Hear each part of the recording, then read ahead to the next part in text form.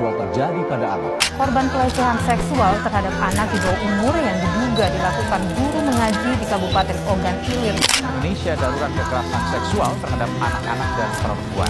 Anak dan perempuan silih berganti jadi korban. Assalamualaikum warahmatullahi wabarakatuh. Perkenalkan, nama saya Salma Aulia Kamal dengan nomor NIM 2025 1510218. Saya dari PGSD C1.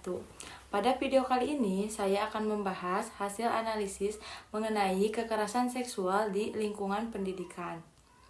Berdasarkan perspektif psikologi pendidikan dengan mengaitkan teori pembelajaran sosial yang dikemukakan oleh Albert Bandura terhadap sejumlah murid laki-laki oleh oknum guru, Jumat pagi polisi sambangi SMPN 184 Cijantung, Jakarta Timur. Pelaku yang kini telah diamankan belum genap setahun bekerja, mengajar olahraga sekaligus pembina OSIS. Begitu kasus ini terkuak, pihak sekolah pastikan pemecatan. Skillnya dan kemampuannya itu di atas rata-rata. Saya katakan dia di atas rata-rata. Dia pernah menjadi anggota Paskibraka. Dia di sini melatih menjadi instruktur senam. Bagus, mantap. Sebelumnya, kasus kejahatan seksual yang dilakukan oknum guru ini menyebar luas via aplikasi WhatsApp. Disebutkan jumlah korban mencapai 35 orang. Namun sejauh ini baru 3 wali murid yang melapor. Nah, informasi yang juga kita gali coba, pelaku ini kan mau nikah. Berdasarkan cuplikan berita yang ditampilkan, terjadi kasus kekerasan seksual yang dilakukan oleh seorang oknum guru terhadap muridnya sendiri.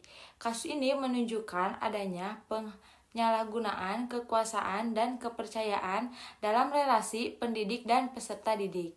Guru sebagai figur otoritas yang seharusnya memberikan perlindungan dan pendidikan justru melakukan perilaku menyimpang yang merugikan peserta didik secara fisik dan psikologis. Peristiwa ini mencerminkan adanya kegagalan lingkungan pendidikan dalam menciptakan ruang yang aman bagi peserta didik. Jika dilihat dari sudut pandang psikologi, pendidikan perilaku kekerasan seksual yang dilakukan oleh guru tidak hanya dipengaruhi oleh faktor individu, tetapi juga oleh faktor lingkungan dan sistem pendidikan. Lingkungan sekolah seharusnya menjadi tempat pembelajaran nilai moral, etika, dan perilaku sosial yang sehat. Namun, ketika pengawasan lemah, budaya dia masih kuat dan mekanisme pelaporan tidak berjalan dengan baik, maka perilaku menyimpang dapat terjadi dan bahkan berulang. Selain itu, relasi kuasa yang timpang antara guru dan murid membuat korban sulit untuk menolak atau melaporkan kejadian tersebut. Teori pembelajaran sosial menurut Albert Bandura, perilaku manusia dipelajari melalui proses observasi, imitasi, dan penguatan. Individu belajar dari lingkungan sosialnya dengan mengamati perilaku orang lain, terutama figur yang memiliki otoritas atau status tinggi. Dalam kasus ini, perilaku kekerasan seksual dapat dipahami sebagai hasil dari proses belajar sosial di mana pelaku mungkin terbiasa melihat perilaku menyimpang yang dinormalisasi atau tidak mendapatkan konsekuensi tegas di lingkungan sebelumnya.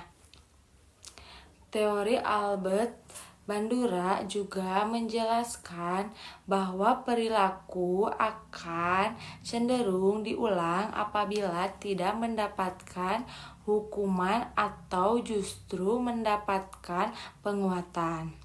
Jika pelaku sebelumnya pernah melakukan tindakan tidak pantas tanpa mendapatkan sanksi, maka perilaku tersebut akan semakin diperkuat. Selain itu, posisi guru sebagai figur berkuasa dapat membuat pelaku merasa aman dan tidak tersentuh hukum.